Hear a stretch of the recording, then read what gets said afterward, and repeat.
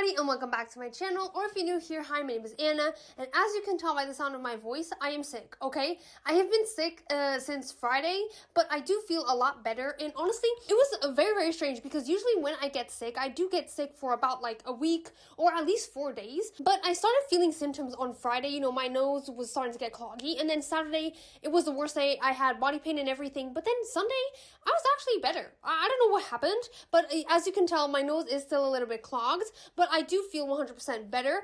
And of course, since August has started, we do need to talk about all the books that I read in the month of July, and of course my TBR for August. I know I am a little bit late for this one, but please forgive me. But without further ado, let us talk about all the books I read in the month of July. So the first book that I finished in the month of July was The Red Winter by Cameron Sullivan, and usually I don't really read new releases. I'm always looking to read my backlist of books, but this one really excited me because if you don't know this by now, I love horror, and that means I do listen to a lot of horror podcasts, and of course I've listened to The Tale of the Beast of Jasad. Who has not listened to this tale? And I was just very excited because in this book, that is the premise of it. It's this retelling of the Beast of Jasad. So of course I had to read it, but I was highly disappointed, and I had to give this one 2 stars, people.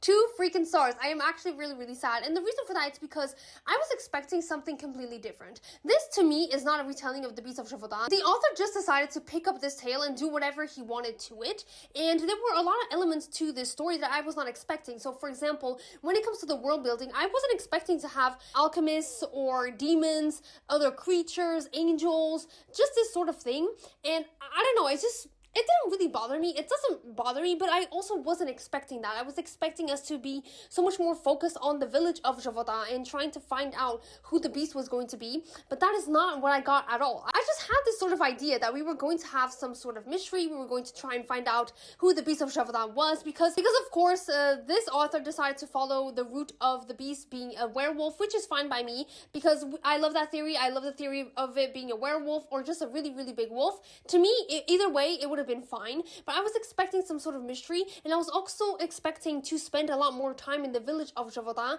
and we didn't really get that, because in this book we follow Sebastian, and he is an alchemist, and the first time he actually made contact with the beast of Javada was in the year of, I think, 1765, if I'm not mistaken, and he tells the story so there are like 3 timelines. This is kind of complicated. In one timeline, Sebastian is telling us the story, and he's telling it in the 21st century, and then he's going to tell the story when he found the beast of Javada in 1765 for the first time, and then 20 years after that in 1785. So in 1765, he goes there, he meets all the people at the village of Javada, he tries to understand what the beast is, and he finds out what it is. He already knew what it was going to be because, of course, he's an alchemist. He understands witchcraft and spells and all that sort of stuff. So he already understands what he is looking for. He's going to hunt the beast of Javada with the other hunters, and he's going to fall in love with one of the characters here along the way. And then 20 years after this first incident, because of course this is called the Red Winter, so something horrible happens in 1765. 20 years after, the beast of Javada has returned, and we immediately understand who it is at this point, and he's just trying to mend all of the mistakes that he had done in the past. So as you can tell, I wasn't expecting a romance in the first place, and I don't mind romance, but truly, it was just a little bit more of the focus, and I don't want that. You know, I didn't want that. I wasn't expecting a romance. It didn't even feel romantic at all. I just couldn't believe the chemistry that these 2 characters had, and it's very smutty. I actually did not know that this book is very smutty. Everything is just smutty. Even all the rituals and everything that they have to do with the spells, everything's just too smutty for me. I didn't enjoy it at all. Like I said, we barely spent any time at the village of Javada, and even when we did, I didn't get the descriptions that I wanted. It was just him hunting, and the author would just say, oh my god, I spent all of these weeks in the forest with my boyfriend, and we were just both hanging out, having the best time of our lives, hunting this beast, and it was just, you know, I was expecting something completely different, and that was my issue, is because I had such high expectations for this book that when I read it, I was just left really disappointed. And the second book I read was actually for Submarine, which is To Be Devoured by Sarah Tellinger. Tallinger. I don't know how to pronounce her last name, but I did a Summerween vlog for this one, so I'm not going to be too detailed about this one. And for this particular book, I actually knew that I might not enjoy it because I saw a lot of mixed reviews when it comes to this one. Either people love it or people hate it, and unfortunately, I did not like it. The author had some very interesting themes in this book because, spoiler warning and also trigger warning, it is about cannibalism. And the theme is interesting because it was this theory of, if I consume people, am I going to carry them forever? Am I going to carry their souls with me, or am I going to carry a piece of them with me? Am I always going to hold on to this person? Are they always going to be with me? Because our main character, I don't even remember her name anymore, but our main character, she's deeply traumatized by everything that happened in her childhood, which is normal because her 4-year-old brother passed away. He died a very tragic death. Her parents were always blaming themselves, and the mother, although she tried to pretend that everything was fine, she finally succumbed to depression. Her father just lost his mind. He completely lost his mind, and he actually ended up murdering his wife and then killing himself also in the process. So he ended up murdering his wife and killing himself afterwards. And of course, our main character, she's deeply traumatized by all of this, and she has this cemetery in her mind where all of the people that she has lost, or everything that she loves that she has lost, she keeps in her mind.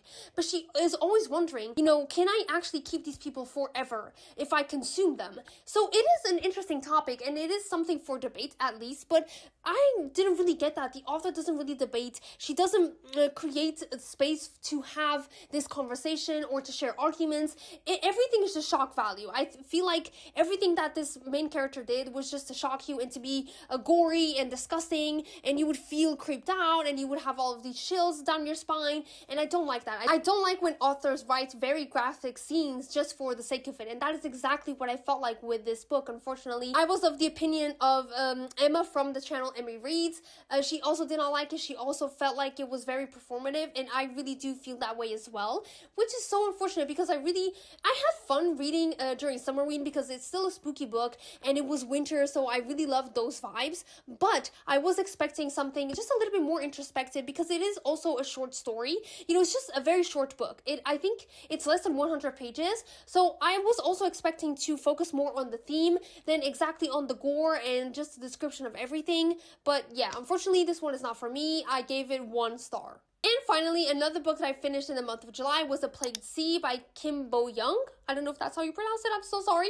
But I actually got this as an ARC from NetGalley. I was interested in it. It is a horror book, but unfortunately, it also didn't really work for me. I gave it 2 stars. And the main reason why it didn't work for me, it's because it's very short.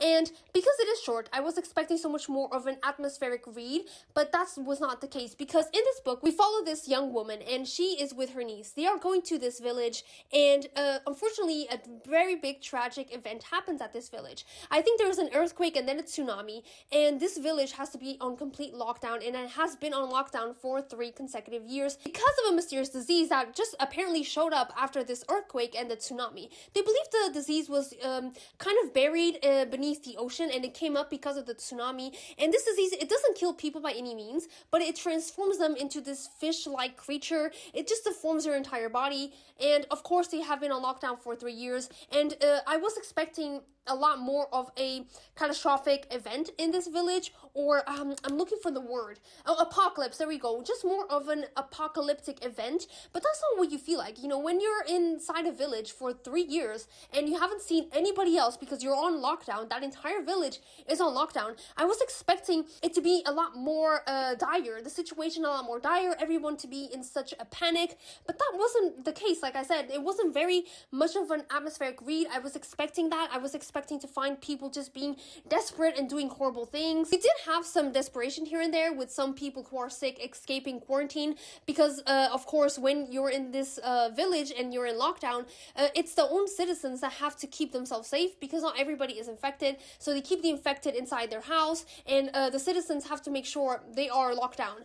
And some people do escape here and there, but it never felt like it was an apocalyptic event like the book and the premise described. And that is what I was missing. And even though the mystery was compelling, I was interested to know what was happening, because of course it's not just the people turning into fish, you do have some other things. I predicted almost everything. And another thing that actually made me not enjoy this book that much, but this to me is personal, okay? This is something of personal taste, so you might not mind this. I personally don't like when authors leave mysteries with open endings, okay? I don't like it. And in this case, the author did answer some of the questions, but some questions were left unanswered and you just don't know what the heck happened.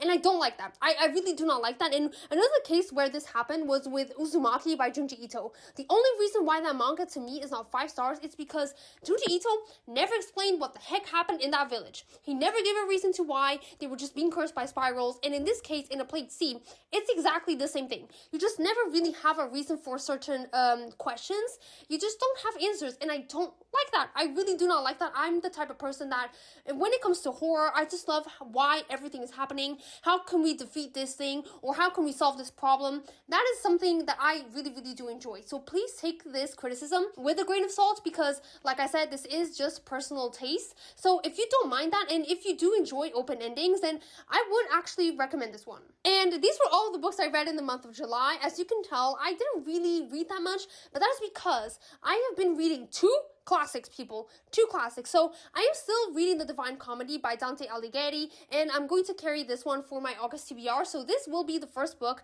Not that I'm going to finish in August. I think it's just too much. I don't think I'm going to finish this one in August, but I do want to reach Paradise before August ends. So I am currently reading Purgatory, and I am enjoying this one, but not as much as I would have thought. You know, I actually thought I was going to enjoy The Divine Comedy a lot more, but I am struggling sometimes to pick this one up. I'm not going to lie, but I am going to finish Purgatory in the month of August. And another book that I actually finished this week, so it was the beginning of August, but I'm not going to be talking about it, is The Iliad by Homer.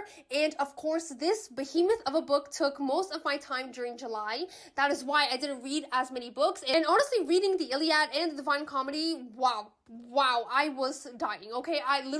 It was so hard to continue reading, because reading these 2 classics at the same time, what a task. It's really a task. But this one is going to be saved for my August wrap-up, so I'm not going to be talking about that one. I've also started reading The Winter Folk by Jen Julian. This is an Appalachian horror type of story, and I'm just excited for it. And the reason why I'm excited for this one in particular, it is because it is set in the Appalachian Mountains. And like I've told you previously, I love listening to horror podcasts, and every single story, I'm not even kidding you, oh my god, every single story is set in the Appalachian Mountains, and I enjoy them. Sometimes I do see that they are lies, they cannot be true, but I still enjoy the story. I still enjoy how people tell the stories and how they invent these sort of creatures. So when I saw that this book actually came out in July, when I saw that this book was set in the Appalachian Mountains, sign me up.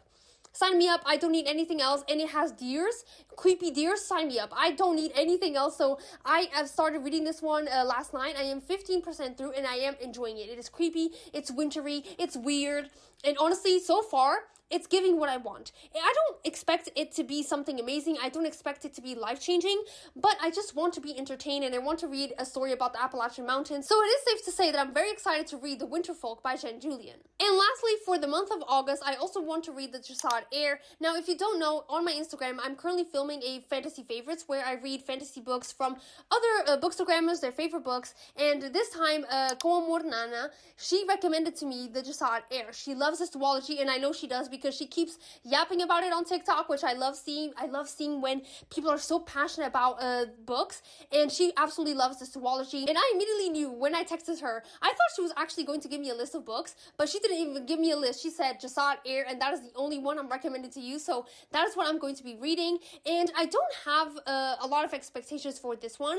I do know that this is a romantasy book, but it is a lot more focused on the world building. So it's not just focused on the romance, which I do appreciate. But what I'm most excited about this book is the fact that it has Egyptian mythology. And that is something that, of course, we do know about because Egyptian mythology is one of the most famous out there. We've seen a lot of shows covering this mythology, a lot of cartoons. But I've actually never read a lot of Egyptian mythology or Egyptian-inspired fantasy. So I am quite excited to read the Jasad Heir. I do want to see if this book has a lot of world-building elements that translate that Egyptian feeling. Because although I do love, medieval Europe, I love the classic world building, I also do want to discover new things and I want to read about new things. So I'm very excited to start the Jasad Heir. I don't have the best expectations for this one in terms of, oh, this is going to be a 5 out of 5 stars. I don't think it is. I have seen some booktubers that I do trust that they didn't really enjoy the Jasad Heir because they wanted more from it.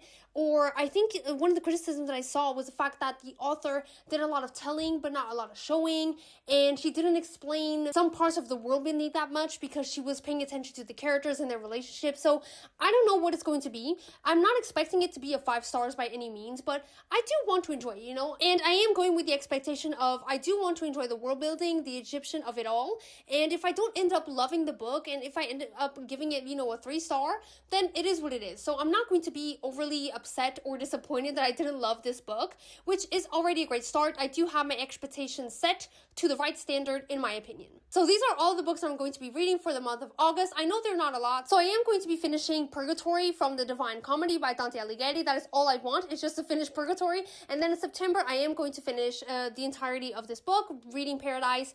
That is what I want to do for the month of August, just Purgatory, nothing else, nothing more.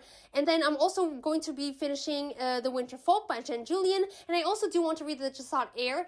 These are all the books I want to read. I don't have a very extensive TBR because I do understand that August is a very turbulent month, at least for me. When we all go on holidays, you know, family just starts joining up and having a lot more lunches and dinners, so I understand that I'm not going to have as much time to read. So these are the only books that I'm going to be having on my August TBR. And please let me know down in the comments below, what books did you read in the month of July? What was your favorite book? Did you read any of the books I read in the month of July or any of the books I'm going to read in the month of August? Please let me know what you thought of them down below so I can know a little bit more about some of these books, because I love going in blind. But if you can give me just your thoughts and opinions on these books, I would highly, highly appreciate it. And please do not forget to like and subscribe, because it does help my channel out a lot and it gives me a lot of motivation and validation to continue filming these videos for you guys. And I will see you on my next video. Bye!